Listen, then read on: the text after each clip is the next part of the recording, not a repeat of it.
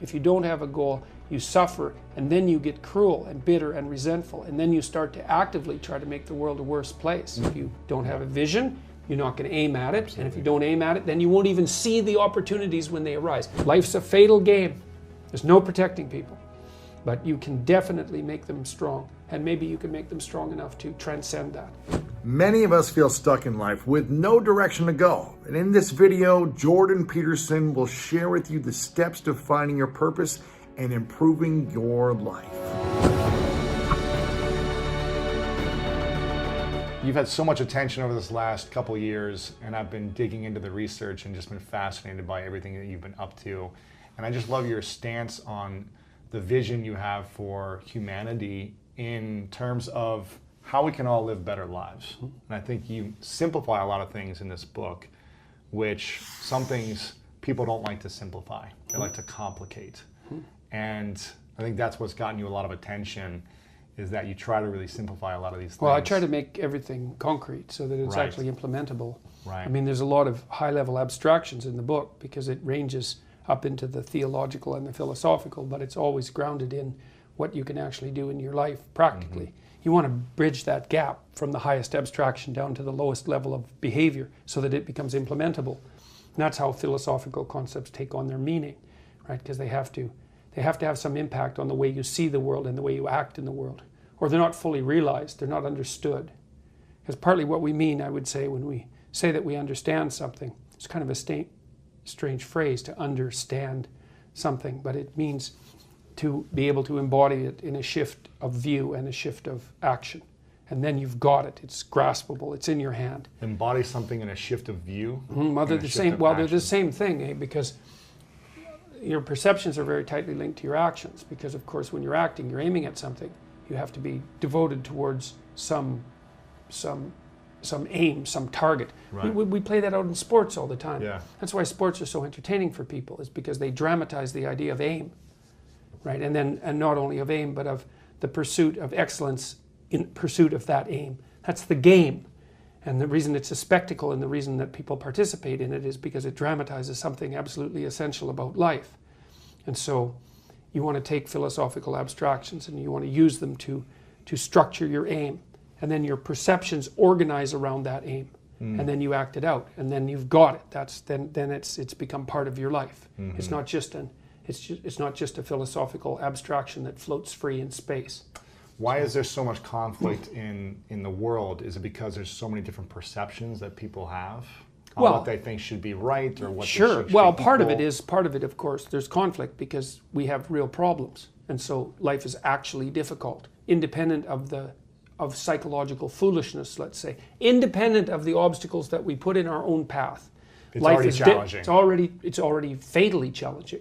Right, life is the ultimate challenge. We will die. Yes, and so there is a challenge. Yeah. Yes, uncertainty, fear, pain, all those. Yes, things, everything that goes along with suffering is a challenge, and it's the full challenge because it takes everything you have, and so part of the reason we disagree is because there are complex problems to solve, and then we also disagree because we're willfully blind and because we're more ignorant than we should be, and we're not everything we should be, and we tilt towards malevolence from time to time, and we betray each other and ourselves, and so we take a bad lot in many ways and make it worse. Now, not always, obviously, and we don't have to, but that's sort of the baseline that we're working against. I think people are most disappointed in life when they're disappointed in themselves. You know, they see that they've made things worse than they had to be, even though the baseline can be pretty brutal.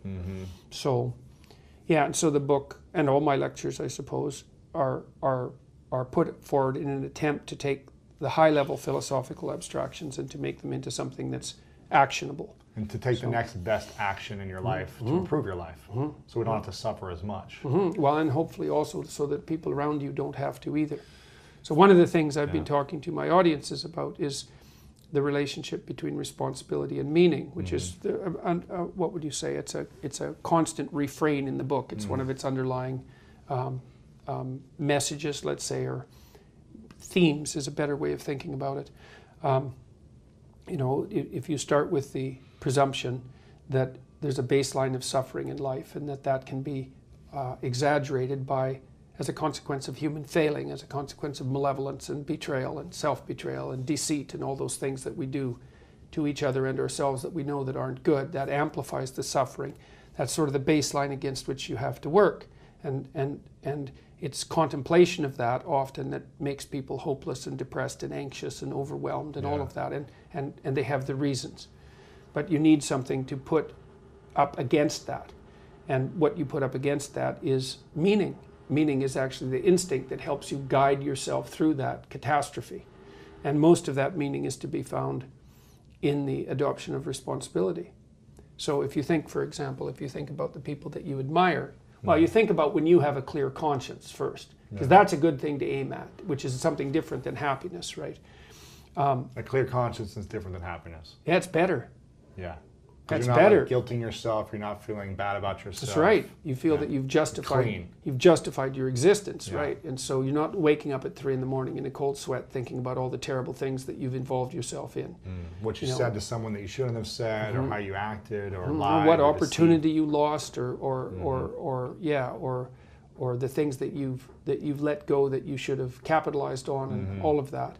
And so, if you think about the times when you're at peace with yourself with regards to how you're conducting yourself in the world, it's almost always conditions under which you've adopted responsibility, right? At least the most guilt I think that you can experience perhaps is the sure knowledge that you're not even taking care of yourself, so that you're leaving that responsibility to other people, because that's pretty pathetic. And unless you're psychopathic and and you're living a parasitical life, and that characterizes a very small minority of people. And an even smaller minority think that's justifiable.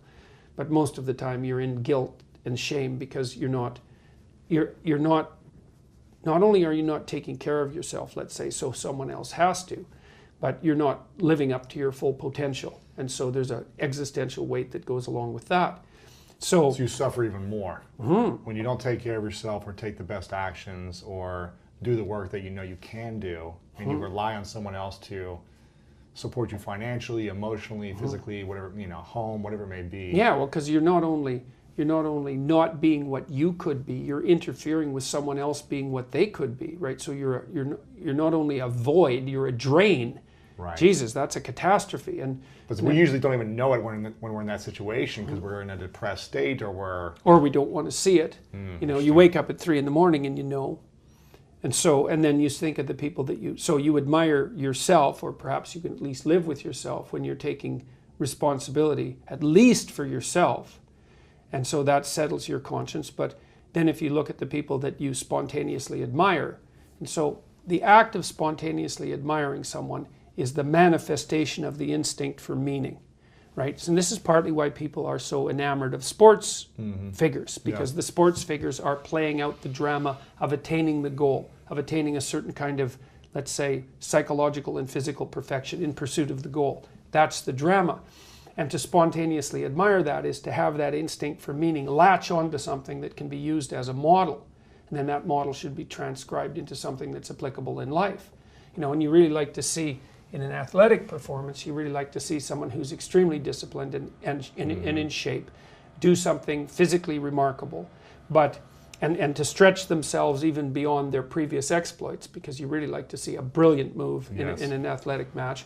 But you also like to see that person ensconced in a broader moral framework, so that not only are they trying to win and disciplining themselves in pursuit of that victory, and then stretching themselves so they're continually getting better, but they're doing it in a way that helps develop their whole team, and that's good for the sport in general, and that reflects well on the broader culture. They're a great leader in their team, they're positive, they're good sportsmen against their competitors, they're not negative towards the other people, they're lifting them up too. Like the ultimate human. That's right, so that they can work for their own improvement in a way that simultaneously works for the improvement of their team and for the sport, and then to the degree that spills over into the broader culture, so much the better. Right. So that's all being dramatized in an athletic event, and it's not philosophical, it's concrete, right? It's dramatized in the world, and that's what the games represent.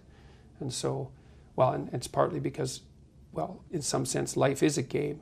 It is. It is, in that you're always, the analogy is that in life, like in sports, you're setting forth an aim, and then arranging your perceptions and your actions in pursuit of that aim. And that you also generally do it while cooperating and competing with other people. Right. So that's also the game-like element as well. All of that's dramatized in athletics. Yeah. That's like philosophy for people who aren't philosophical.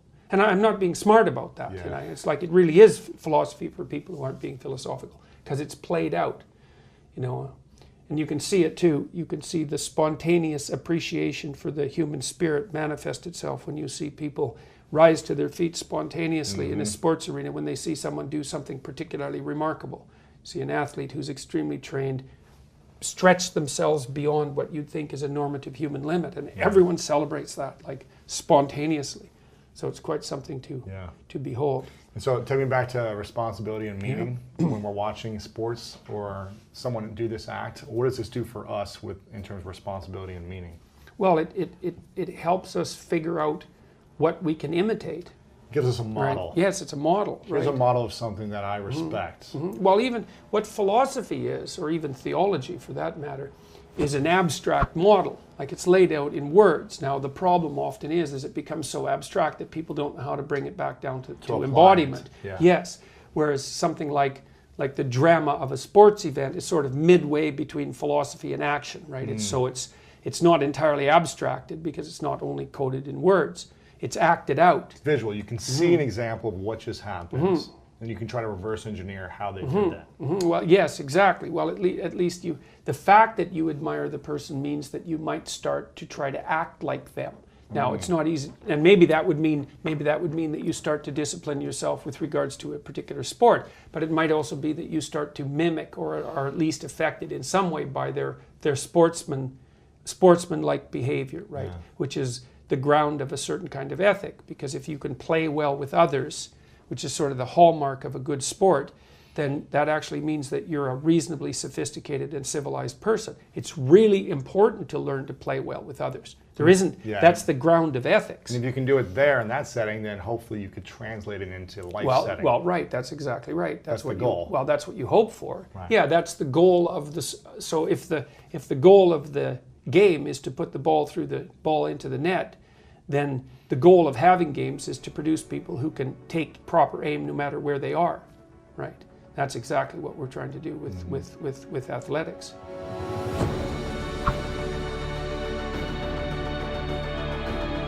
If the background of life is there's an ineradicable component of suffering, and that's complicated by, let's say, malevolence and the proclivity of people to betray themselves and others, which complicates it and makes it worse, then if you don't have a noble aim, and if that isn't imbuing your life with sustainable meaning, then you fall prey to all the catastrophe, the pain and the anxiety and the anger that suffering generates, and that makes you bitter. Because what I'm hearing you say is that, and correct me if I'm wrong, we must have an aim in our life no matter what stage of life we're in. And if we don't have some type of aim, even if for a few months of an aim of going somewhere or direction, the suffering is going to be even more suffering. Pointless. Because we're already going to face the greatest challenges in life. That's right. You're stuck we're with already struggling. That's right. There's no way out of that. Adversity is coming no matter what. That's right. If we have big goals or small little goal or whatever it may be, but it's going to be less suffering if we have an aim. Yeah, well, and not only that, it's worse than that even, because the suffering is There's pain. zero meaning. Well, Yeah. the suffering is pain, and the suffering is anxiety and uncertainty, and the suffering is hopelessness. But the consequence of all that is that you get bitter. And when you get bitter, you get mean, and you get cruel, and you start to hurt yourself and other people. So it's not only that if you don't have a goal, you suffer. It's that if you don't have a goal, you suffer, and then you get cruel and bitter and resentful, and then you start to actively try to make the world a worse place. And so because you can't suffer pointlessly without becoming bitter, and you can't become bitter without becoming cruel. So you need an aim. The question, of course, is what you should aim. Yeah, better aim. Yeah, a better aim. That's for sure.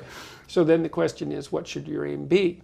Now we have a program. It's one of the things I wanted to talk to you about today.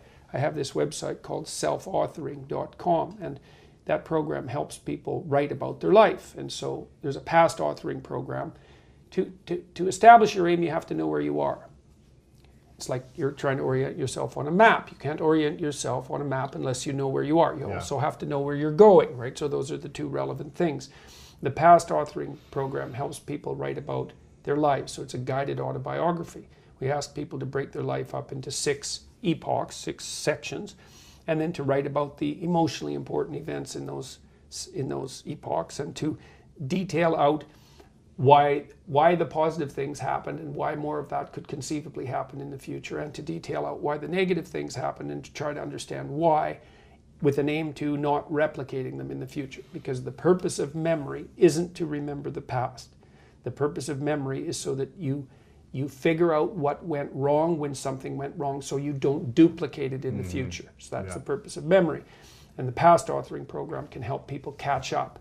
And you have to catch up if you have memories that are older than about 1.5 years that still cause you emotional pain when you think about them, or if you dwell on them, they come spontaneously back to mind. It means that there's part of your life that you haven't mapped out properly, and it still has emotional valence that's gripping you. You're still holding on to that story. Or it's still holding on to you. Interesting. Right, you haven't let it go. Yeah, well, you haven't been able to navigate your way through it. There's a pitfall there that you fell in, and you don't know how to avoid similar pitfalls in the future, and that's why your brain won't let it go. Because it's saying, that's what the anxiety systems do. It's like, this happened to you, it wasn't good. This happened to you, it wasn't good. This happened to you, it wasn't good. Fix it, fix it, fix it, fix it. That will never go away unless you fix it. How do you fix it? Well, you have to figure out why it happened, right? That's the first thing, is like, how was it that situation arose to pull you down? And that's not simple. That's why we have the writing program, because it's complicated to think it through. But if you face it and you meditate on it, let's say, and you do this voluntarily, there's a pretty high probability that you'll be able to decrease the probability that will be repeated in the future. So. And go ahead. I don't want to cut you off. The second part of the program helps people do an analysis of their virtues and their faults. Same sort of idea. What's good about you that you could capitalize on? What's weak about you that you need to fix so that it doesn't bring you down, right? And that's the present authoring. But the future authoring program is probably most relevant to you and your listeners, because you're interested in helping people establish aims. And so we already talked about the fact that you need an aim in life, or that's where you derive your meaning, and without that, things go to hell, and as literally as that can be taken. And so, but it's not easy to ask people to say, well, it's easy to ask them, what do you want in your life? It's a very hard question to answer, because it's too vague and grand. Eh? So we help, in the future authoring program, we help people break that down. It's okay, so here's the situation. So you put yourself in the right frame of mind. So what's the right frame of mind? It's like rule 2 in this book. Treat yourself like you're someone responsible for helping. You're someone that you are responsible for helping. So what that means is you have to start from the presupposition that despite all your flaws and insufficiencies, that it's worth having you around, and that it would be okay if things were better for you. So you need to take care of yourself like you're taking care of someone you care for. So there's a bit of a detachment in that. And then the next thing is, okay, so now look 3 to 5 years down the road. Okay, you get to have what you need and want, assuming you're being reasonable, and that you actually want it, which means you're willing to make the sacrifices that would make it possible. What do you mean by reasonable? Well, that's the next thing. Well, within your grasp, that would be something. What if something is out of your grasp, but you still push hard enough well, to then potentially get it? Then you need an incremental plan, right? You need to of break course. that goal down into steps. Not that some you, crazy goal within a year that's like, Yeah. you haven't even done the work to master a skill yet. Yeah, I got it. Yeah, well, that's it. And you can have a high-end goal, and more power to you if you do. But you need frame, it. Well, you need a pathway to it. Absolutely. You know, if it's 10 stories up above you, you need a staircase to get there, right? And so you have to build the staircase too. Right. And so in the future authoring program, so you're asked, first of all, okay, you get to have what you want and need. That's the proposition. But you have to aim at it. You have to define it and aim at it. So then the first thing is, okay, if you could put your family together the way you wanted it to be, what would that look like? And so that might be your siblings and your parents, but that also might be, your wife or your husband and your kids, assuming that you're at that point in your life. If you could have the family you wanted, what would that look like? Right, okay. Career, same thing. You get to have the career or the job that is within your grasp, necessary, and suitable for you if you were taking care of yourself. How are you going to educate yourself? Because you're not as smart as you should be. There's a lot more things you need to know. So you got to keep learning and moving forward. So you need to plan for that. How are you going to take care of yourself mentally and physically, right? So how are you going to avoid the catastrophic temptations, for example, of drugs and alcohol, because that pulls a lot of people down. You need a plan for that. You're going to be a social drinker. How much are you going to drink? How much is too much? What about your drug use? You got to regulate that so it isn't a pitfall. How are you going to use your time meaningful and productively outside of work? Because you need a plan for that. So that's, and there's one other that's slipping my mind at the moment. Yeah, I think there's 7 initial questions, and I don't remember the last one. Intimate relationship, of course. So do you want a long-term, stable, intimate relationship? And if you do, then how would you like that to lay itself out? You got to have a vision for that, because if you don't have a vision, you're not going to aim at it. Absolutely. And if you don't aim at it, then you won't even see the opportunities when they arise. That's the thing that's so cool. I wrote about this in chapter 10, which is be precise in your speech. It's a chapter about the fact that aims structure your perceptions. So for example, once you aim at something, your brain, literally, the perceptual structures in your brain, in your visual cortex, reorient themselves to calculate a pathway to the aim. And then what they show you in the world is obstacles to that path and open pathways to the path. That's actually how the world reveals itself. Just like when you're driving in a car and you have a map and you aim at a particular place, then all the things that are related to that place show up in the world. It's exactly the same thing, because you are traveling through time and space, right? And you need a map. And so after you answer these 7 questions, and you're encouraged to do it badly, because you don't have to get perfectionistic. Just complete it, right? Because a bad plan is better than no plan. It gives you something to improve. So even if your aim is vague, and even if it's off target, if you start aiming and you see you're off target, then you can shift and you can make it more precise. You start to recognize what you don't want in that. Yes, exactly. Say, exactly. I thought I wanted this, but I don't. Exactly. So let me re-navigate and figure out what I do want. And you might have to try a bunch of things. Well, you will have to. You can be. That's why you shouldn't get perfectionistic about it. You will absolutely be wrong, but you won't be as wrong as you would have been if you were aimless. Right. So there's a bit of humility. No man's land. No man's land is not worse good. than going No man's somewhere. room is worse than a bad path. Yeah. That's exactly right. Ooh, I like that. That's a good one. That's a good one, and it's right. It's right. You don't want to be in no man's land. Why did you use that phrase? Because that's right. That's exactly right. I think for me, the idea of walking around aimlessly is like the worst idea in the world. It's like zero purpose, zero mission, zero certainty at all. It's like walking around in no man's land, aimlessly. But it's funny too, because in no man's land, everybody's shooting at you. Right, because that's a military term. And no man's land is the space in the between middle two enemy positions. You bet. So if you're aimless, you're also at a place where everything is shooting at you. Dang. Yeah. So it's a very good metaphor that came to mind. Wow. Yeah. Well, that's why we remarked on it. That's very, very cool. So then we say to people, okay, look now. Okay, now you've thought about this for a while. It's nice to do this over a couple of days too, because then you get to sleep on it, and that helps reorient yourself. Yes. So then, okay, now you write for 20 minutes. Don't worry about grammar or spelling. This isn't a composition exercise, right? You get to have what you want 3 to 5 years down the road. What does your life look like, hypothetically? Write it out, write it out. Okay, so then that's the first part. The second part of the exercise, so now you've got your thing to aim at. You think, well, I'm motivated because I got my thing to aim at. It's like, you're not as motivated as you could be, because you don't yet have your thing to run away from. Because if you really want to be motivated, you want to be going somewhere, and you want to be not going somewhere else. Which typically is a pain, right? Yes, or pain or anxiety. Some domain of suffering and guilt, let's say. I don't want to feel this anymore. Yes, exactly. Yeah. So the other thing we ask people is, okay, now take stock of your weaknesses and imagine that you let them multiply. You got hopeless, and you augured in, and things were as bad for you as they could be in 3 to 5 years. What are some examples of weaknesses that people might have? They lie.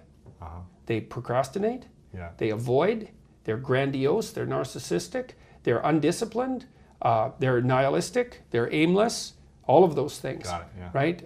Victim mentality, they take the quick way out, they pursue impulsive pleasures, they sacrifice meaning for expediency, they don't take care of their basic responsibilities, they fight stupidly with their parents, they don't negotiate properly with their spouse. They're bitter at work because they haven't said what they have to say. They haven't thought through what they're doing tomorrow. They drink too much. They smoke too much. They take too many drugs. They don't regulate their Don't work out. Yeah. Yeah. So there's like, Got it. and So those are everyone some knows, weaknesses. man. Yeah. Everyone knows, and everyone's got a set of weaknesses that they know about, and so we say, all right. What are some of your weaknesses? Like 3 weaknesses that you know right now you could still work on, and then 3 things that you think are really Well, a lot of dominant? things. A lot of things are things that I've taken care of in my life. Like I used to smoke when I was a kid. I smoked a pack a day. I used to drink a lot. I didn't work out. Like I wasn't nearly as disciplined as I should have been. Yeah. I wasn't as careful with what I was saying. Like I Words suppose were loose. my Yeah. most likely negative outcome probably would have been I really liked to drink. Like alcohol was a really good drug for me. Is I that why you enjoyed did it a your lot. thesis on that? Well, partly. It was mostly because the opportunity came up for me to investigate drug and alcohol use. But I came from a little town in northern Alberta. It was a heavy drinking town, and that could have been a real trap for me. Right. You know, and so anyway, so we have these people. You say, okay, now you know your weaknesses, and you know what particular hell you would descend to if you allowed yourself to descend into it, because you've probably had a taste of it. It's like you really let that go, and you're in a terrible place in 3 to 5 years because you haven't done what you should do. What does that look like? It's like everybody writes Write it that down, down. yeah. Write it down so you know, because one of the things you want to have behind you, let's say you have to do something difficult, like go confront your boss. It's like, well, maybe hope isn't enough to encourage you to do that. You think, well, no, if I don't go confront my boss carefully and intelligently, Right. then I'm going to hate my job, and then I'm going to drink more. Then I'm going to end up in that little hell place that I designed for myself. It's like, oh, I'm not going there. Well, I don't want to talk to my boss, or I don't want to confront my wife or my husband, whatever it is, or my father or my children for that matter. But if I don't, Then I'll resent myself, or I'll resent the and situation. I'm going to end up going yeah. down this Yeah. terrible pathway. It's like, Yeah. because sometimes when you're moving forward, you have to do something difficult. And you might think, well, why bother? And the answer is, well, so I don't end up in hell. Yeah, How yeah. about that? Oh yeah, there's that. Because it's so deep. If you don't experience the pain now, or the difficulty now, you're going to have a deeper pain later. yeah, that's life. Much man. deeper pain Yeah, later. yeah. And that's why I think that you mentioned at one point is like putting ourselves in structured pain, like structured sense of feeling pain throughout the day, whether it be the tough conversation. I don't want to do that. It's painful, but I'm going to, because I know afterwards it's going to probably feel better. It's a bit of a sacrifice, right? So you sacrifice stability in the present for a gain in the future. That's the big discovery of human beings. And were you sacrifice works. Exactly. And were you a big athlete growing up? No. No? But No, well, I was a small kid, and I skipped right. a grade. Yeah. Although I skied, and I went cross-country skiing, and That's good. it's individual sports Yeah. things, mostly with my dad. You'll understand then, in order to improve as an athlete or in any sport, you have to put yourself through daily pain. Yeah, right. If you want to achieve that model of excellence that you watch someone playing basketball as a child, and you see someone living this model, it's going to be 15 years of deliberate pain. Yeah, that's a discipline. That's man. it. Yeah, well, I worked out for a long time with weights, you know. And, So you know, you yeah, felt yeah, it every yeah, day. yeah, You didn't want to push through the pain, but Yeah. you knew that it would get you a greater result. Yeah, well, and it's easier not to do it than to do it, but not in the Easier. long run. Yeah, exactly. You know, I really seen the benefits, for example, for weightlifting, because I've watched Mm-hmm. people, because I'm 58, how old am I? 56. You look great. You know, so I'm getting older, and I've really noticed the difference between people and when they age, between people who laid down a good physiological platform when they were young and those who didn't. Because if you haven't worked out weights, particularly, I Yeah. would say, you start to get pretty soft in your 30s, and your cardiovascular system starts to go, and really early. The other thing too is the best thing you can do to maintain cognitive ability isn't to do exercises like lumosity. It's not brain exercises that keep you sharp. It's exercise. So if you're Physical. 50, both cardiovascular and weightlifting, if you're 50, you can restore your cognitive function to the level of a 30-year-old through exercise. Your mental function through physical activity. Yeah, well, your brain is a very demanding organ, and if your cardiovascular system is compromised, then you get stupid. And so, yeah, it's really... So the less you move and the bigger you get, the more stupid you become. Yeah, well, smaller because your brain gets, you yeah. compromise its function, because the brain is it's the organ that uses more. It's very metabolically demanding, and so if you're not in good physical shape, then one of the things that suffers most greatly is your cognitive function, and so that's quite an interesting thing to see how tight that linkage is. So in the next part of the program, we have people. Now it's okay. Now you got your vision. Yeah. Even if it's a bad one, it's still okay. That's right. Well, it's better than no vision at all, right? It's Better than no something that man's you can land. improve. Yeah. Well, think. You're trying to get through a territory you don't understand. And here's your option. No map, a map that's not so good but has some things about it, or a great map. Well, obviously the great map is the thing you want, but the map that's something is way better than the map that's nothing. Plus, as you explore, because of your map, you can start to fill in the details. And you start to learn, and you start to overcome stuff, and you start to master skills on your journey, right? Yeah, well, that's the other thing too, is like, let's say you aim at something and you develop some skills along the way, and then you get like a third of the way there and you think, oh, that's not for me. It's like, well, yeah, fair enough, but now you've still got the skills you developed. You know exactly why it's not for you now, instead of vaguely. So you don't have to keep going after that way. Exactly. Well, and you have a rationale. And then you can bring that wisdom back, even though it's not perfect, you can bring it back to your next plan. And so... And take responsibility for the next steps. Yes. And so as you plan, you get better at planning, which is the crucial thing. So then we say to people, take your positive vision and make it into 8 stateable goals, right? So, and then rank them in a hierarchy, because you need to know what... Like a top goal and then incremental goals. Yeah, and that, well, that's the other thing, is break the goals into incremental goals so that you have a reasonable probability of succeeding. So, because what you want to do, this is also what you want to do with a kid. You don't tell your kid, here's an impossible thing, why don't you go out and fail? You say, here's something worth going after. Here's a step you could take that would push you beyond where you are, but that you also have a reasonably high probability of succeeding at, right? They call that... Within a time frame. Within some time frame. That's the other thing. You have to parameterize it with regards to time frame. That's right. And that puts you in the zone of proximal development, and that's a concept that was generated by a guy named Vygotsky. He was a Russian developmental psychologist, and a smart one. It's where the idea of the zone comes from, to be in the zone. Yes. And when you're in the zone, you're expanding your skills in a manner that's intrinsically rewarding, because you're succeeding. And so you want to set, if you're good to yourself, you think, okay, I need to set a goal, but I need to set a goal that someone as stupid and useless as me could probably attain if they put some effort into it. Right. And then you've got it perfectly, because it's not so high that it's grandiose or impossible that you fail necessarily and then justify your bitterness. It's like, well, I could do well, because that happens to people. Happens all the time. Yeah, it's like, I see this all the time. You know, it's like, yes, exactly. Well, I set a goal and I didn't attain it, so I'm not going to set any more goals. Right. It's like, no, you set a goal that was inappropriate. For the time frame. That's right. You didn't calibrate it properly. And you're playing a trick on yourself, because you wanted to fail so that you could justify not having to try. And being a victim. Which isn't helpful. You're still going to be a victim. It's like, there's no way out of that, man. So, you know, because life is a challenge that in some sense can't be surmounted. So there's no way out of your problem. But there are certainly proper ways of dealing with it. And so you lay out those eight steps. Right? Yeah, lay them out, and then the next thing is, okay, you need a rationale for them, because you're going to have doubts, and people are going to put up obstacles. Is that a meaning, you mean? Is that a meaning? A rationale means a meaning? Yeah, a justification. Yeah. It's like, okay, so here, what sort of justification is a good justification for your goals? It's easy. Why would it be good for you? Okay. Why would it be good for your family if you attain that goal? Why would it be good for the broader community? Because if it's a good goal, it should be good for you. That's fine.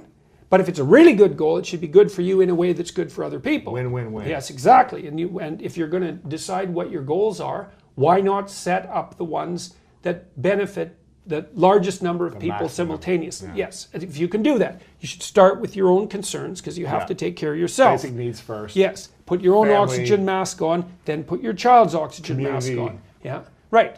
And then you can, as you build up the basis of competence locally, you might develop enough skills so that you can expand that outward.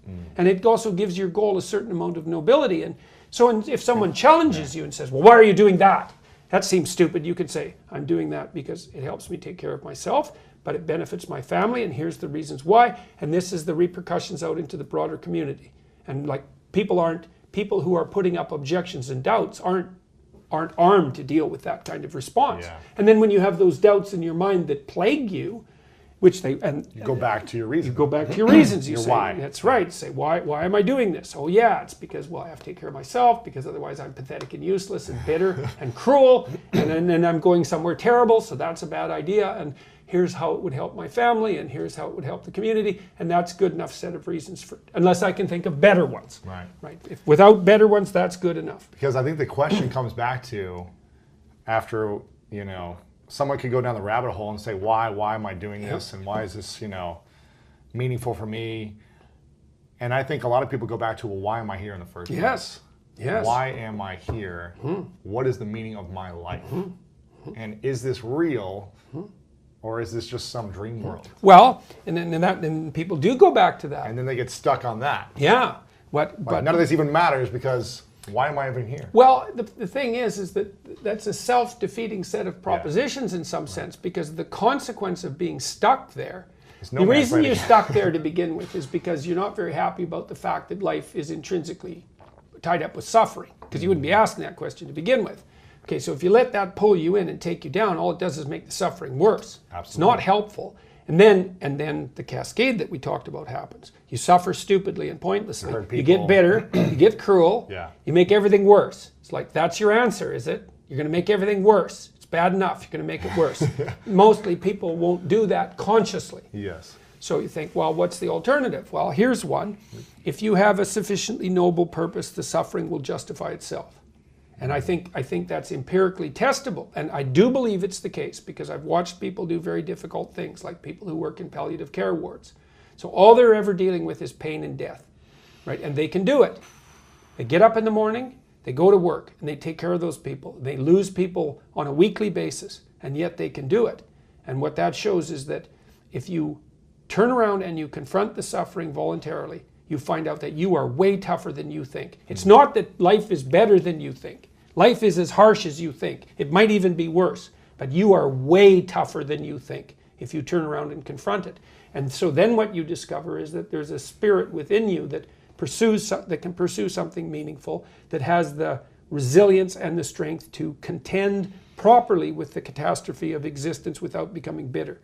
That's actually the central. So, and I would say that's one of the central themes of the 12 Rules for Life, is that make no mistake about it. Like, the first noble truth of Buddhism, life is suffering.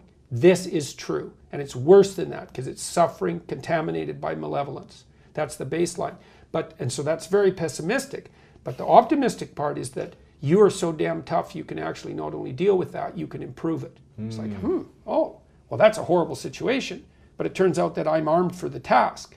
Well, that's a great thing for people to know. And I think the fact that we're armed for the task is even more true than the fact that life is catastrophe contaminated by malevolence. We're stronger than things are terrible. And things are pretty terrible. So that means we're pretty damn strong. Wow. Yes, it's a very good thing to know. And it's not naive optimism.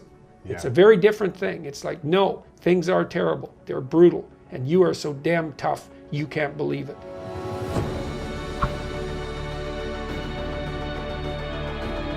What's been the biggest challenge in your life that you've had to overcome, or the biggest suffering that took you the longest to get beyond to improve? Oh, I think that was probably, and I wrote about this in the last chapter of my book, which is called Pet a Cat When You Encounter One in the Street. And it's about dealing with, you think, well, what's the worst thing that can happen to you? Well, I think the worst thing is that you do something really horrible and you screw up your life and everyone's life around you. That's and you have bad. To live with it. Yes, and you have to live with knowing you did it. It's like, that's rough, man. That's sin. It's worse so than to speak. dying. Yes, because then you don't remember. Right. We don't remember it. There are worse things than dying. Yeah, there are. Yes, there are. No. That's a bad thing, man. But I think the hardest existential situation that I've been in is the situation with my daughter, because she was very, very ill. Mm-hmm. And she had rheumatoid arthritis. She had arthritis. It wasn't rheumatoid type. And she had 40 affected joints. That had started to bother her when she was 2, but it really manifested itself fully when she was 6. And some of the medical treatment helped, but when she was 14 through 16, first her hip disintegrated, and so she had that replaced after walking around on it for like a good year, and then her ankle disintegrated on her other foot, and she had to have it replaced. And so there were 2 years of absolutely brutal pain for her, like brutal, daily, excruciating pain. And we were really running around trying to figure out what to do about it, because the hip wasn't too hard to replace, because surgeons are actually pretty good at hip replacements. Right. But ankles are still so many bones touch and go. Yeah, and just watching that and watching what it was doing to her, because she was in enough pain. At one point, it just about broke her. And I mean, you've Mentally probably and been in a emotionally, situation where you were in pain for a night and couldn't sleep. It's like, yeah, fine. So multiply that by 5 and extend it over 2 years. You That's think, tough. Jesus Christ, yeah. And she was on like huge doses of opiates, and so that was sedating her, and so that made her look drunk in public, and she can only stay awake for about 6 hours a day, and she had to take Ritalin to stay awake because otherwise she was just sleeping all the time, and it was a very bad autoimmune condition, and so it wasn't only manifest in the joint deterioration and the pain, because arthritis is also very painful, and 40 joints happens to be quite a lot. Oh my gosh, just So one joint. It was as well. brutal. Yeah, right. No, it was absolutely brutal beyond belief. As a father so- or a parent, how do you navigate that emotionally yourself? Yeah, well, that's what that chapter's about. I mean, so what do you do when things are too much?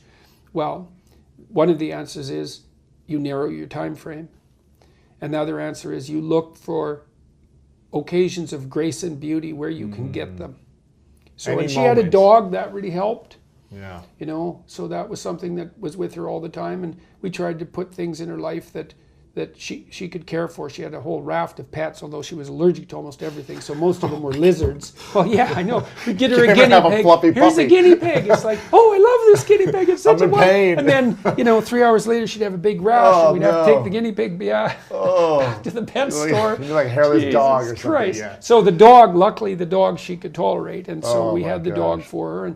But one of the things you do when you're in a situation like that, and it's just a bloody ongoing nightmare, is that you shrink your time frame. It's like, well, what are we going to do in a year? It's like, oh God, we can't even think about that. It's about like 6 tomorrow months, or a no, week, 3 yeah. months. Yeah, a week, tomorrow, today, the next hour. Yeah, so that's what you Really have to do. shrink your You time. you shrink your time frame till you can tolerate it. So you're not planning out years, can't. because then you'll go crazy. Yeah, it's too much uncertainty. yeah. You think, okay, how can I make the next hour the least amount of awful possible? That's what you do at someone's deathbed. Right. You shrink your time frame, and that's what you have to do. How does that play into the self-authoring program? If you have this vision for yourself and you're mapping out a year, 2, 3, 5 years ahead, Yeah, well, sometimes you have to re-navigate. Yeah, that's right. You have to re-navigate. You have to say just no. fit it into that time Yeah, zone. because even the best laid plans of mice and men go astray. I mean, that's part of being alive. And so you have your map, but if you get a flat tire along the way, you still have to stop and fix your car. Maybe the bloody thing bursts into flames and you have to get a new car. Right. So I mean, your ascent towards your goals can be punctuated by unexpected catastrophe, and then hopefully you've made yourself into a resilient person at that point, and the catastrophe is no worse than it has to be, and you're not making it worse. I mean, one of the things we were fortunate about is that by the time she got really ill, my relationship with my wife was pretty well put together. And my relationship with my son, who's younger than her, was also well put together. And so he was an absolute trooper, man, because for a lot of his teenage life in particular, there was a huge amount of focus on the suffering of his sister. And we were like right up to here with that. It was enough.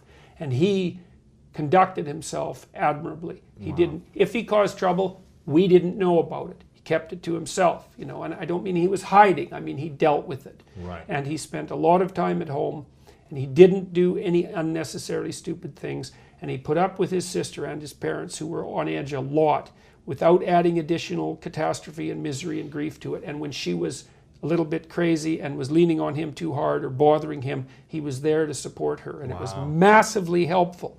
And I wasn't anymore, my wife and I weren't any more crazy towards each other than we had to be. And so there wasn't like any additional stress during That's those good. periods of time Stressful would have enough. sunk us. Yeah. Any extra would have been like, Yeah, it was I'm done, just I too, quit. that's right. How are you able to compartmentalize or just focus on your career at that time? Lecturing or writing or whatever it may be at that time. Well, that's also part of the vision of hell. It's like, well, what's the alternative? You let things go and you make them worse. It's like, not showing up and just no, there's no excuse for that. It's like you So can't. how did you say, was it a compartmentalizing of like, okay, it's 9 o'clock or 8 o'clock in the morning, I'm going to work, Yeah. and then I have to Yeah, deal well, with we this- made rules, and we talked about some of them. Like some of the rules were, we didn't talk about my daughter's illness after 8 o'clock at night.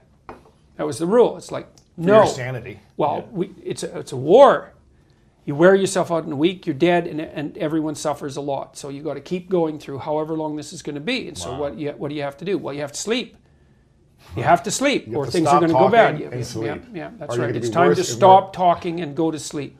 So you had a time cut off. Yeah, well, and I had learned some of brilliant. that because I've been a clinical psychologist for a long time, and so I've been dealing with people's problems, and you learn how to, you think, well, how can you go home when you have all of those problems to contend with? It's like, well, they're not your problems. They're not going away right now. No, and they're not going away, and having them bring you down is not helping the person who has the problem. It's the same with my daughter. It's like, had my wife and I deteriorated as a consequence of her condition, that would have been horrible for her, because then she would have had to bear the weight of watching her illness destroy her family, right? Which have that guilt. Oh, and shame. Christ, yes. I mean, that's one of the terrible things about having a very bad illness, is that not only does it do you in, but you can see it taking its toll on the people around you. I think that might even be worse. I mean, this is gradations of hell, but still, so you also can't allow that to happen. If you have a loved person around you and they're ill, you have a moral obligation not to let it tear you down, because then it's on them. Right. That's no good. Yeah. And you think, well, how can you remain healthy and strong in the face of the terrible suffering of someone who's close to you? It's like, well, you want us both to suffer? Well, that's it. The alternative is worse. You want me to get sick and get overweight and not be able to take care of you or me? Right, and then we both drown faster. Right, not helpful. What about, did she ever go through a place of, I guess some people do this, where, kids who have some type of autoimmune or some type of disease or whatever it may be, they didn't necessarily, they were born with it, or it happened somehow. It's not like they ate something themselves. They weren't necessarily responsible, I should say, right? I mean, was she responsible for causing all these, all the pain in her body? Or was it just something that happened? Well, that's what we told her. It's just, this life, kid. Right, it's the life, it's not right? you. We also told her very, very many times, and we were very careful about this. Do not use your illness as an excuse. As soon as you do that, you can't tell the difference between the illness and your character. That's right. So don't let it turn you into a victim, even though obviously it's a catastrophe. Like, we were very clear about that, and that wasn't her fault, but that she still had to bear up under it as well as possible, and to do everything she could and not use it as an excuse. And we talked to her about that a lot, and we're clear about it, because, and I've seen this is one of the things I really dislike about what the universities are doing with disability. It's like, everybody gets a disability. It's like, well, and no wonder, because people have hard lives. It's like, it's very rare to find someone who isn't suffering under an undue load of some sort. There's something wrong with them. Depression, anxiety, whatever. It's like any type of... Or there's something wrong in their family that's serious, or they have terrible economic pressure. Like, there's something wrong. It's like, okay, we should make allowances for you. It's like, oh yeah? What allowances? What exactly does that entitle me to? Well, I tell you, man, that's a murky place you do not want to go, because then you don't know anymore. It's like, well, what's my responsibility? I mean, I have this undue burden to bear. Well, how does that mitigate my responsibility? Well, the answer is as little as possible. You don't go there, because you get confused. And as soon as you get confused, well, then the illness has not only got you physiologically, it's got you psychologically. And then you're in deep trouble. And so we were also very, very careful. And to her great credit, as far as I can tell, like, I wouldn't say she never used her illness as an excuse, because never is a lot, or never is an extreme. Right. But she certainly withstood the temptation to do it habitually and to warp her character as a consequence. And she did figure out what was wrong with her and fixed it. And so now she doesn't have any of these. She's healthy now. Wow. Well, she still has some residual damage from everything that happened. Like, I just found out yesterday, she went to Chicago to have her ankle checked out because it isn't working very well, and they told her that she had to have the old replacement taken out and a new one put in. So, but in her realm of catastrophe, that actually constitutes not news that's not as bad as it could be. Right. So, strangely enough. So it's not like she's out of the woods, but... So you taught her from an early age, though, and sorry to cut you off. Yep, no problem. That even though she had a, let's just, for the state of the conversation, a physical disability, right? She wasn't as able-bodied physically as the majority of people. Is that clear to say? That you told her, like, never allow that to give you special privileges. Yeah, well, never allow that to be, no, it wasn't that exactly. Okay. It was never use that as an excuse to not do something you could do. Even with That's the challenge. Thing. Yeah. Yes, because there's a deception element there. It's like, well, I don't want to do that. and I have this illness, So and maybe that I gives can me get a away with convenience. it. That's right. Got it. Don't use your illness as a means of getting away with something, Yeah. because you'll blur the line. Because then you'll constantly use that for the rest of your life. Right, and if you do that 100 times, you'll be so confused about what's illness and what's not, that you'll not know. You won't know anymore, and maybe you won't be able to figure it out again, and then you're in a very bad place. You know, there were some things that she had to have done that were allowances, like when she was doing exams, she had to type because she couldn't write. Opposed to writing, You know, and she couldn't sit on the floor cross-legged, so she had to sit in a chair, like things that she actually couldn't do. But she Well, still couldn't did do the them. work. Yes, she She did still did the everything work she and could. just said, "Oh, I can't take the test. Yeah. I can't do the exam at all." Yeah. But she was able to do it with different circumstances. Yes, right. And so, and the consequence of that was that once she figured out that most of what was causing her, what was bothering her, all of it by the looks of it, was a consequence of a set of extreme sensitivities to almost every sort of food. So she hardly eats anything now. So the only thing she eats is beef. That's it. Beef, salt, water. That's it. Nothing else. That's it. Yeah, that's it. And she's been eating that way for, well, mostly for about 3 years, but almost completely for a year. And she feels fine. She's 100%. She has no symptoms. There's no vegetables, no supplements. No, that's it. Beef, salt. I'm serious. And That's she the only never cheats. Wow. Never. Because she doesn't want to feel pain and suffering. Yes. Well, it takes if she eats the wrong thing, she has a terrible, a catastrophic emotional and physical reaction for a month. Wow. Does Right. she essentially eliminate all food and try one thing at a time Yes. until, okay, Yes. that didn't work, let's try Yes, this? and took about 3 years to figure it out. So yes, wow is right. I can't. It's absolutely beyond comprehension. It's a diet that I follow almost entirely now as Just well. beef, salt, and water. Yes, I've been eating that way for about 3 months, and I've been on an extremely low carb diet for about two and a half years, something like that. Wow. So because both my wife and I have autoimmune symptoms, Yeah. and she got all of them. Your daughter, yeah. Yes, so, so it's like she the got all worst of of them. worst, That's right. magnified by 1,000 or Yes, something. that's right. So, but when she sorted out what was wrong, she convinced me to also try what she was doing, and it's been extraordinarily helpful for Really? me too. Yeah. Wow. So you know, who would have guessed it? So anyway, so what you do when things are too much for you is you narrow your time frame. Mm-hmm. I also in chapter 12, you know, there's a fair bit of discussion in there about fragility and vulnerability, which is really what you confront when you have a sick kid. It's like, oh my God, how can the world be constituted so that a child can unfairly suffer in this manner? It's like, okay, here's a way of thinking about it. All right, take away everything from your child that makes them vulnerable. Well, let's say I have a 3-year-old. It's like, well, 3-year-olds, they're kind of cute. They run around, they're little, and they're vulnerable, obviously.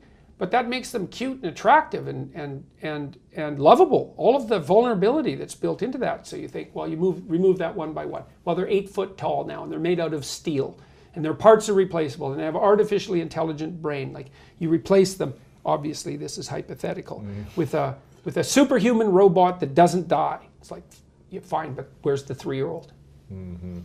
Right. So one of the things I thought about when I was writing this was, you know, when you love someone, especially, well, when you love someone, you love them not only despite their fragility, but also because of it. And so then that's the price you pay for it. It's like, well, they wouldn't be who they were if they weren't fragile and limited in their particular way. And the fact you like to have them around, you think, oh, well, I guess you think that fragility and vulnerability is justifiable. It's like, well, then you can't allow that its existence to make you bitter, because you can't have it both ways. You can't have them being vulnerable and cute and interesting and small and needing care, but striving to develop and grow. You can't have that without them also being prone to pain and destruction and vulnerability. And so take your choice. And then what do? You teach them to be strong. That's what you do. You don't get rid of the vulnerability. You teach them to be strong. Yeah.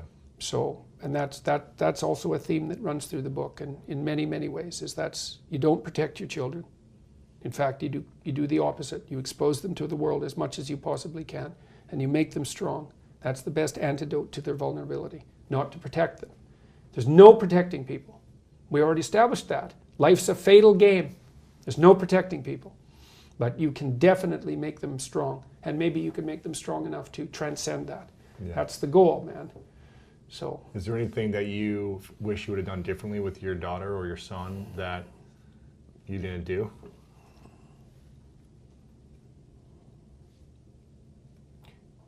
not of any great significance. I mean, I have wishes, I suppose, from time to time that things could have been different. I spent less time on the positive aspects of my son and my daughter because we were contending with catastrophe so frequently.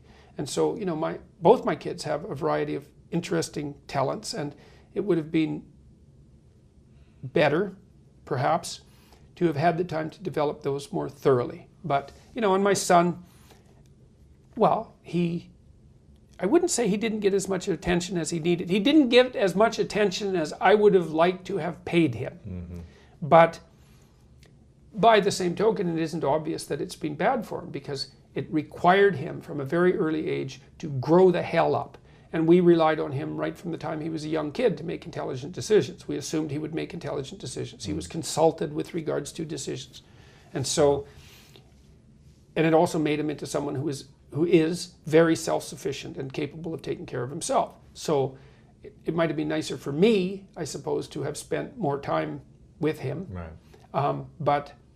But he lives down the street from me now, and I spend time with him, and we have a great relationship. And so it's you know, and he has a very good relationship with his sister. And so it turned out as well as it could have. Right. So, but that didn't mean that those years in there, they were brutal. Yeah. There were some brutal times, man. One night in particular, like, she was in absolute agony, and I couldn't get it under control. And I could see, well, because I am a clinician, I thought, God damn it, I'm going to end up taking her to CAMH. That's the psychiatric hospital, because it looks like it's going to break her. Really? I thought, God damn it. I couldn't see a way to resolve it. But it pushed her right to the brink, but not over. So, and there was another episode after she had her hip removed, hip replaced. She was put in a rehab hospital for a while, and she was the youngest person in it by like 60 years, and they treated her terribly. It was a terrible place. Mean, blind nurses, and very, very badly run. And they traumatized her. The hospital was a worse experience than the damn surgery. And so that took her quite a while to recover from, but she did recover from it. Do you ever think now, you know, since you're a clinical psychologist and you've done all this research and work and studies, do you believe that your daughter was meant to experience this for you to kind of test your ability to be with her? And do you think she would have been able to grow in the way she is now with someone who didn't have the practice that you had? Well, I think it was fortunate for all of us that, well, my wife too, like my wife had worked in palliative care as a volunteer, and she was a massage therapist for a long time. And she's very good at, and my wife has she's a really tough person, and if you don't need help and you want it, she'll cut you into ribbons. But if you need help, she will really help you. Yeah. So she's really good at differentiating between people who actually need help, in which case she is right there, and people who could stand up on their own. And if you can't stand up on your own, and if you could stand up on your own and you aren't, you don't want to be around her, because she will put you in your place. And it was so funny because our kids used to bring their friends over all the time when they were teenagers, which we actually quite liked. But we had a rule for the teenagers, which was, we're really happy you're here, but if you do something stupid and you never get to come back, that's actually okay with us. Right? And so they knew that, and it was no joke, because we were happy they were there and they were welcome, but we were perfectly happy to dispense with them if they misbehaved. Forever. And so, but what was really funny was that the kids would come over, the teenagers would come over, and they were pretty afraid of me to begin with. But after being around for a couple of weeks, they were way more afraid of my wife. So yes, so that was very funny. Yeah, because she's quite a pleasant person, and she's not she's only 5'2", so but although she's imposing enough, because she's also in good physical shape. But it was because I'm actually kind of soft-hearted, and she's not soft-hearted, although she can really take care of people who need to be taken care of. Yeah. So I think, Michaela had a fortunate circumstance in that sense, because both of us had a lot of experience dealing with catastrophe, and so when it came along, we were overwhelmed by it, but it wasn't because we didn't know what we were doing. We knew what we were doing. It was just, even though we did know what we were doing as much as might be possible, that doesn't mean that we could deal with it, because it was, it took us what, it must have been 7 or 8 months to arrange the ankle surgery, and there was a waiting list in Canada at that point of, I think, 3 years. Actually, they wanted to fuse her foot, which is a really bad thing for someone young. And so we looked in India, we looked in, oh Christ, we looked all over the world for ankle surgery, like really everywhere. And finally, the government in Canada was actually quite helpful. We found a private clinic in Vancouver that did the surgery, and the Ministry of Health in Ontario was quite helpful to us at that point. But we were scrambling to, well, what should we do? Should we have her ankle replaced? Well, what sort of replacement? Right. Who do we talk to? Well, what about this waiting list? 3 years? It's like, no, well, she can't live, man. She can't live for 3 years like this. Yeah, your time frame is a week. Oh yeah, that's 3 years. That was just beyond. Did you ever doubt yourself in terms of your ability and your research and your studies? Did you ever say to yourself, like, man, if I can't, figure this out, then all of my work is for nothing? Well, no, I never thought it was for nothing, but I certainly doubted whether or not we were going to be able to figure this out. Really? Yeah. Well, and if you thought, and at that time you're extremely educated, research. You'd seen a lot. Did that give you a fear of like, well, if I can't figure this out, then no one can? Of course. Well, her prognosis was multiple early joint replacements, and that was the good news, because the bad news is, well, how many? And how many can you stand? And when does that kill you? So her real prognosis was plenty of pain with an early death. Because even now, like the surgeon who talked to her yesterday said, well, because he talked to her about the risk of amputation in the future. It's like, well, this is the second joint revision. It's like, maybe this will last 15 years. We don't know what the hell's going to happen then. Well, so our response to that is, that's 15 years from now. It's like, who knows? Deal with it then. Well, things are better now for how people understand how to replace an ankle than they were, I think it was 10 years ago that she had this one replaced. And it helped. It wasn't perfect. Her hip is perfect. The ankle has always been trouble, but way less trouble than it was. And so, well, you struggle forward the best you can. And so I suppose she could adapt to an amputation if that was necessary, but at the moment it isn't necessary. But multiple amputations is not something to really be looking forward to when you're 16. And they were going to put her on corticosteroids to control her inflammation, and that would have produced Cushing's disease, and so that makes your face all puffy and it makes you gain weight, and so it's very physically disfiguring. So we decided not to go down that route. And but it's worked out. Thank God. It's quite the miracle. And she had a baby a year ago, and we were never sure that was going to happen. So congrats. Thank you. Congrats to you. Yes, that's for sure. So now we have this respite where she's healthy. And the last time I saw her, she was looking great. Like she just glowing. She's so healthy. I can't believe it. It's just beyond belief. Congrats on all the hard work you've done to make it a possibility. You spent a long time. We avoided the worst excesses of hell during the catastrophe, so that's something.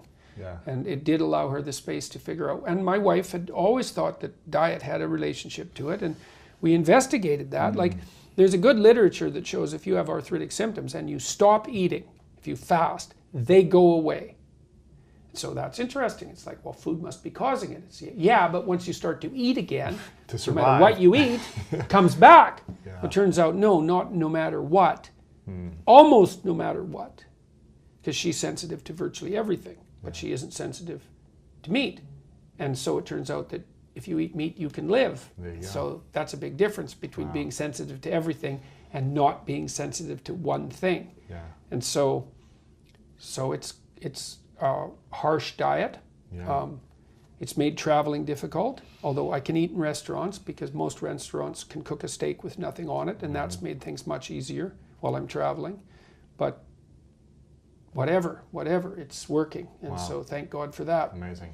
Do you think, hypothetically, if your daughter was healthy and never had any of these complications, that you would be the man you are, impacting people, the success, the attention you'd be getting? Do you think you'd have as much impact? I wouldn't have written the 12th chapter, that's for sure. Do you think in general you would still be able to have the ideals, the belief, the fortitude that you have to reach people and really impact people? I think so. But I know what you're saying. Your question is, well, to what degree is adversity character building? And the answer to that is plenty. But I was already, like I said, and it was the same with my wife, we weren't naive people, you know. Because I had an extensive clinical practice, I was dealing with heavy level adversity always, you know, 25 hours a week. It wasn't your daughter. No. But there were other problems in my family and so forth that I dealt with as well. Yeah. And so we'd already, I think, garnered most of what we could from confronting adverse situations. You know, now did that add a different level to it?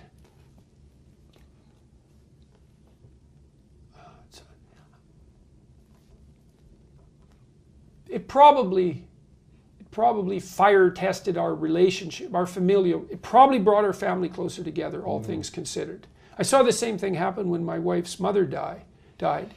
She died of prefrontal dementia, and she developed it quite young. It started to really manifest itself in her early 50s, and she died when she was 70. And she fell apart over 18 years, and she was very physically healthy.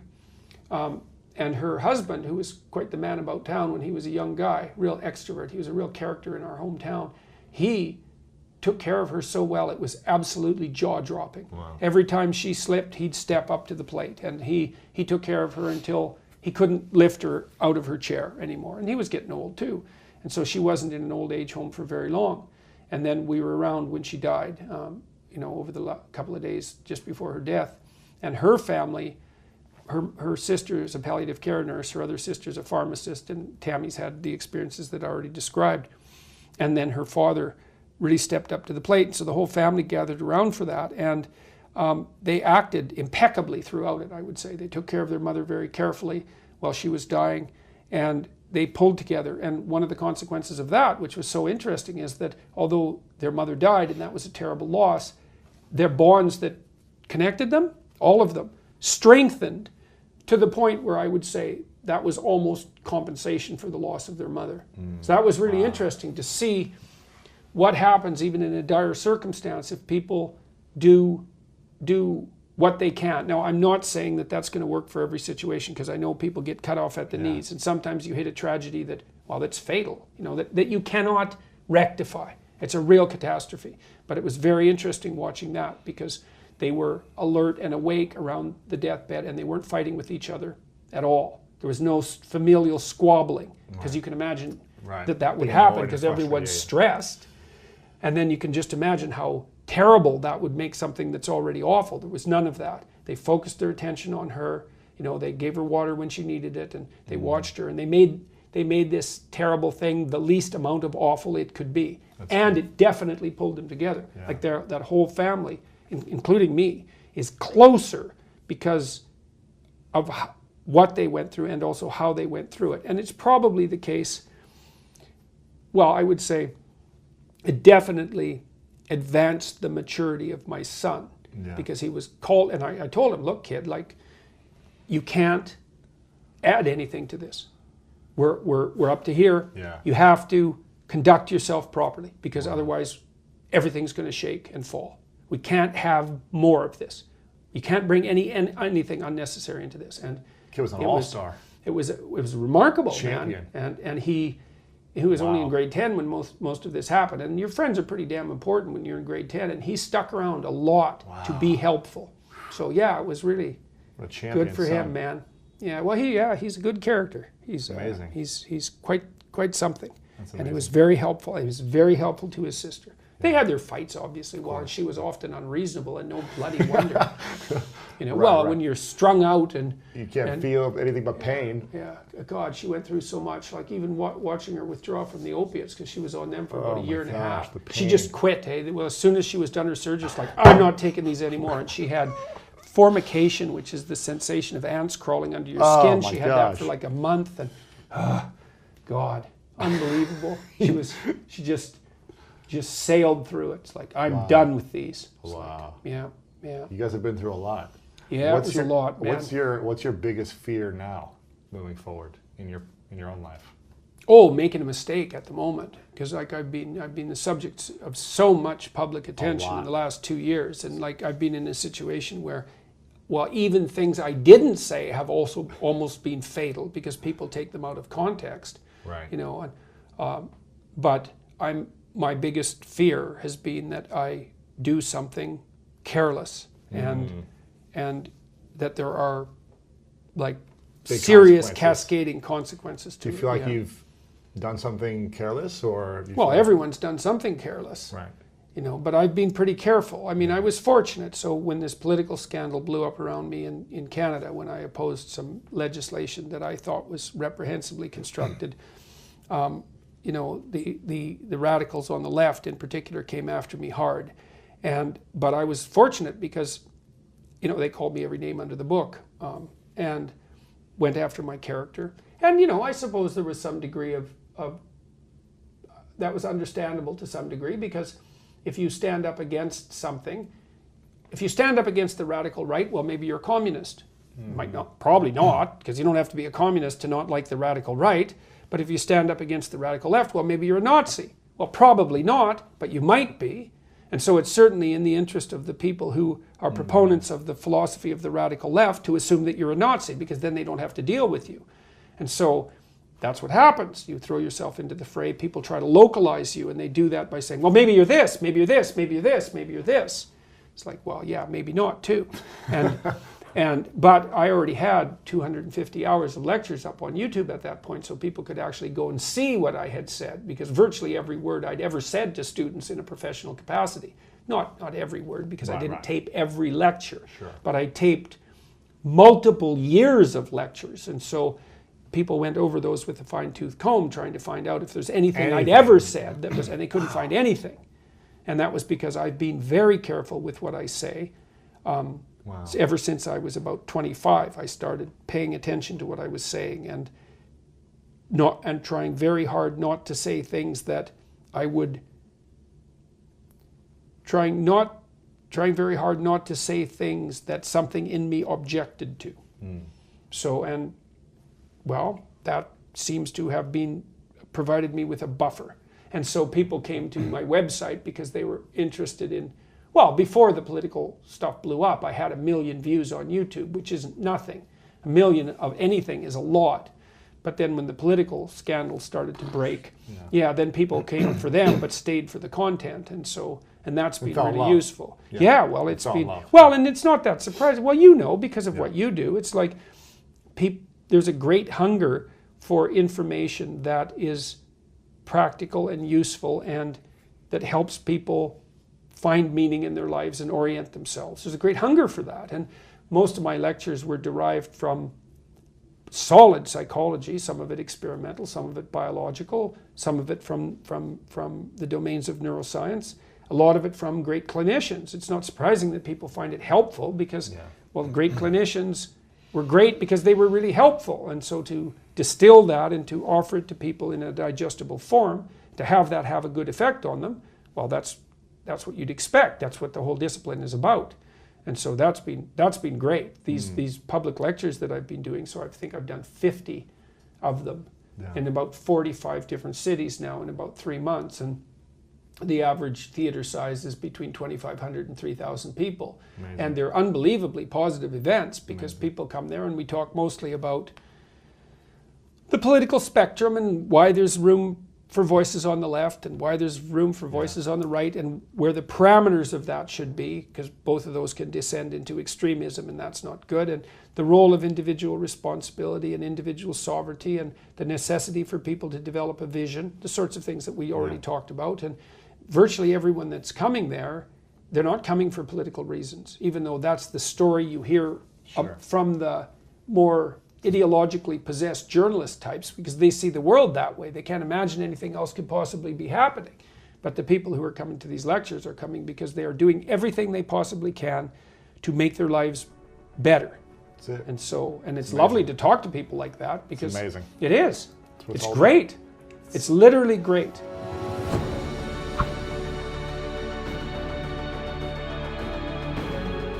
What is your purpose now moving forward? Through everything you've had in your life, what's your purpose moving forward? Well, I have specific. What's my purpose? What am I aiming at? Well, I did a series of biblical lectures last year. I did 15 lectures on Genesis. I'm going to continue doing that. So in November, I'm going to start with the Exodus stories. And what I'd like to do over the next 15 years is make my way through the whole corpus of biblical writings. So that's one major goal. I want to write another book. I've written half of it already, which will be a follow-up to 12 Rules for Life, because I actually had laid out on a site called Quora 40 rules. And so I'll do that and write another couple of books, I suspect, over the next few years. The touring, I'm going to continue. I have 10 cities coming up in Canada and another 20 in the US and then 12 in Europe. And I'm going to go to Australia in February and then back to Europe, I think, in April. So there's lots of touring on the horizon, and it's for the reasons I already described. The lectures differ every night, although there are themes that constantly emerge, and I'm using those as an opportunity to have a detailed and engaged discussion with the audience about how we might proceed forward individually and collectively so that we can make things consciously better, and why that's associated with necessary meaning and why that's a moral obligation. So it's a dialogue about responsibilities and not rights, even though rights are only important insofar as they set up the space for you to shoulder your proper responsibility. And as a sovereign citizen, you have the responsibility for the integrity of the state resting on your shoulders. And it's something that if you don't take seriously, then the state shakes, and that's not good. And so I'm trying to convey that to people. It's like there's actually something that you need to do. You need to take care of yourself. You need to take care of your family. You need to take care of your community. And if you don't do that, then there'll be hell to pay. And it's on you, right? Each of us. And it's hard for people to grasp that. Well, they don't want to, first of all, maybe because they don't want the responsibility. But then they don't get any meaning. Then they suffer. Then they get bitter. That's not good. So it's like, which of these are you going to pick? But it's also salutary to people because it's useful for everyone to know that if you don't live up to your potential, that you leave a hole in the fabric of being. And it's filled by something approximating hell. And unless that's what you want, then you shouldn't be doing that. And so, and it's perfectly possible to have a serious discussion with 3,000 people about this, and they're right on board with it all the way. And so that's really something amazing to behold. And one of the things I've realized is, although these new technologies, the technologies you're using, enable these long-form discussions, turns out that people are smarter than we thought.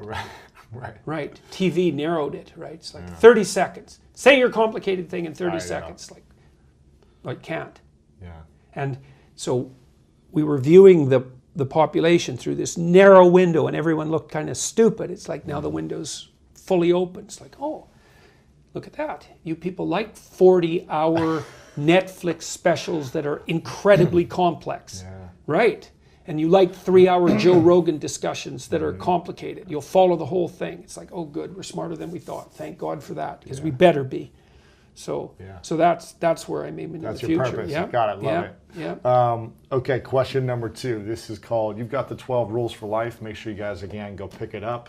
Get it right now. What's the link as well? Oh, selfauthoring.com. And I put up a code, which is greatness. Greatness, yes. You get 20% off the full suite, 2 for 1, so you can give the suite to your friends too. Selfauthoring.com. Yeah. Not /greatness, just the code is greatness. Just the code is greatness. Gotcha. Yeah, and the thing that, and I would say to everyone, if you're going to try this exercise, which I would recommend, do it over a few days, and don't do it perfectly. Just do it. Get it done. Do a bad first draft, right? Which is an important principle in life. A bad first draft is a great thing to have. That's good. Yeah. You're also on Instagram, Twitter, Facebook. Yep. So we'll link all that stuff up as well. Yep. And your website, what's your main website? JordanBPeterson.com. Perfect. Okay, so make sure you guys get the book, subscribe to everything, get the self-authoring. The future authoring for you university students out there, the future authoring program decreases your probability of dropout if you're in a college program, university program, by somewhere between 25 and 50%, especially if you're kind of aimless. It works better. If you already got a plan and you're implementing it and you've got a good direction, then it's not as helpful because you're already halfway there. But if you're kind of lost and you do this, it'll help you not only establish your goals but stick to them. It really helps. We've done 3 very detailed, published, peer-reviewed studies showing that this really works. Powerful. Yeah, and it doesn't hurt you either. That's the other thing. That's great. So That's great. You've got the 12 rules for life. I've got something called the 3 truths. It's a question I ask everyone at the end. And so we're going to try to boil this down for 3 truths for you. You know, imagine this is your last day. You get to choose the day for you when you die. It's many years away as you want it to be, and you've achieved your purpose. Everything you set out, you aimed for, you hit the target. And then you pass away. It's the last day. Everyone's there. It's a celebration. But for whatever reason, there's no more videos of you up online. There's no more lectures, no more podcasts, no more books. For whatever reason, you have to take them with you. So no one has access to your information. But you get a piece of paper and you get to write down 3 things you know to be true about your life that you would pass on. I like to call it the 3 don't truths. say things that make you weak. Number 1. Lift your eyes above the horizon and aim at the highest star that you can contemplate. What's the 3rd one? Put your family in order. Yeah. Powerful. Before I ask the final question, I want to acknowledge you for a moment, Jordan, for your incredible wisdom and vulnerability with me. We just met, but I feel very connected to you and your mission and your purpose, and I just appreciate everything you've been through as a father and as a husband, for your daughter, for your son, for your wife, to continue to move on in your own dreams in pursuit of bettering humanity while going through all that you've gone through. So I really acknowledge everything you've been doing and what you stand for, and your ability to use your words carefully to make sure to try to make the best impact on people who are listening. So I want to acknowledge you for all of that. I hope we get to have you come back sometime when you're in LA, because I think we can go for another hour or two. And the final question is, what's your definition of greatness?